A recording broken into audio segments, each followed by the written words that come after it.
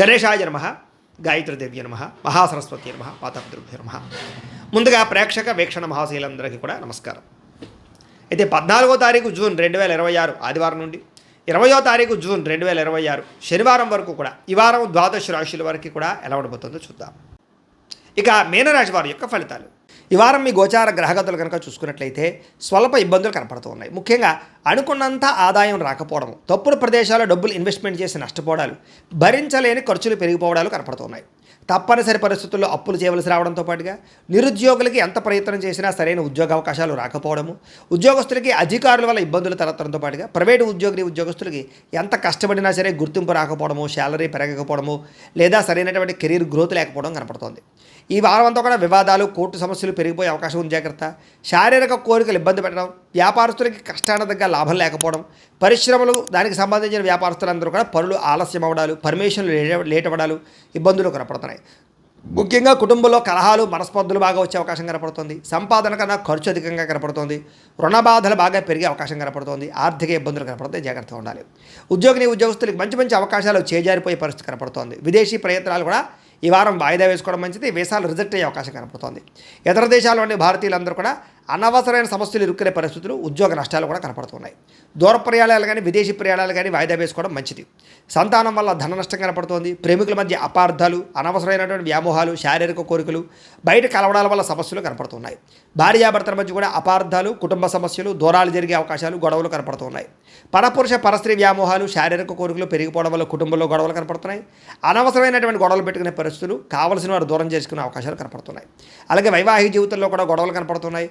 అలాగే వ్యాపారం చేసేటప్పుడు కొంచెం ఇబ్బందులు, ప్రతిబంధకాలు, అలాగే ప్రతి చిన్నదానికి ఉద్రేకపడ్డము, అలాగే తొందరపాటు నిర్ణయాలు తీసుకోవడం కనపడుతుంది. ప్రేమికుల మధ్య వివాదాలు, సంపాదన కన్నా ఖర్చు అధికమవడము కనపడుతుంది. కాబట్టి ఖర్చులు పెట్టేటప్పుడు జాగ్రత్త, పొదుపు చేసే ప్రయత్నం చేయండి.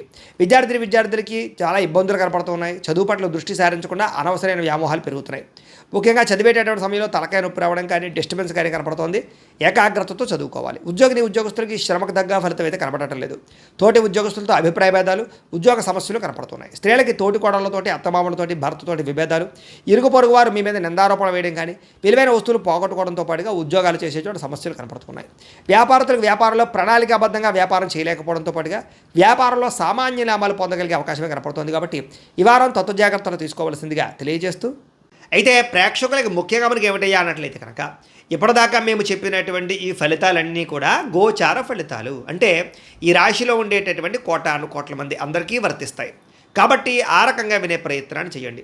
ఒకవేళ మీ పర్సనల్ జాతకం అంటే మీకు ఒక్కరికి ఎలా ఉందో తెలుసుకోవాలి అన్నా, లేదా ఏదైనా సమస్యలతో ఇబ్బంది పడుతూ ఉన్నా, దానికి మీ date of birth, time, place of birth, మీ పేరు మా వాట్సాప్ నెంబర్కి మెసేజ్ పెట్టినా, లేదా మాకు ఫోన్ చేసినా కూడా మీ జాతకం ఎలా ఉందో చూసి చెప్పే ప్రయత్నాన్ని చేస్తాము. లేదా ఏదైనా సమస్యలతో ఇబ్బంది పడుతూ ఉంటే కనుక వాటికి పరిహారాలు చెప్పడం కానీ, లేదా పరిహారాలని మా పీఠంలో ఉండే బ్రాహ్మణుల ద్వారా ఈ రకంగా జపాలు అని, ఈ రకంగా హోమాలు, ఈ రకంగా మండపారాధనలు, ఈ రకంగా అభిషేకాలు నిర్వర్తింపచేసి వీటికి సంబంధించినటువంటి ప్రసాదాన్ని మీకు కొరియర్ ద్వారా పంపించే ప్రయత్నం చేస్తాం.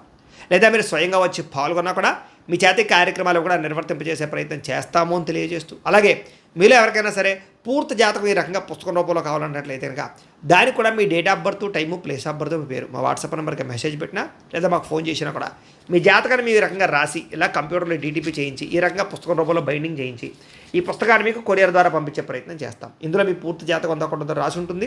చక్కగా చదువుకోవచ్చు.